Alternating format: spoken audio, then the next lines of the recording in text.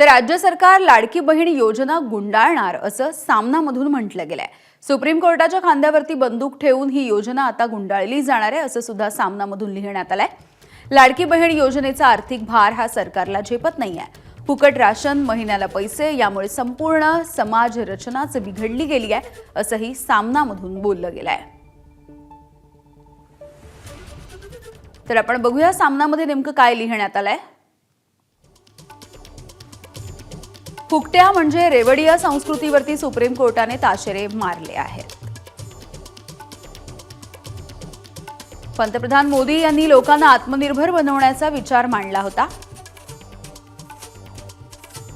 पण त्यांचं सरकार लोकांना परजीवी बनवतंय का, हा प्रश्न सुप्रीम कोर्टाने विचारलाय।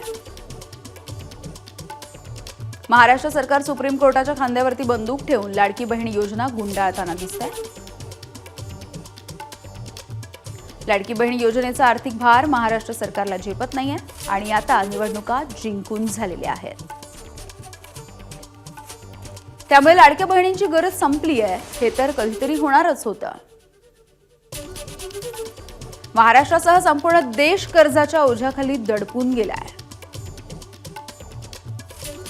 भारताची अर्थव्यवस्था ही 205 लाख कोटी कर्जाच्या ओझ्याखाली गुदमरून तडफडतीये। सर्वोच्च न्यायालयाने कान टोचून आता त्याकडे लक्ष वेधलंय, पण उपयोग काय? एबीपी माझा, उघडा डोळे बघा नीट।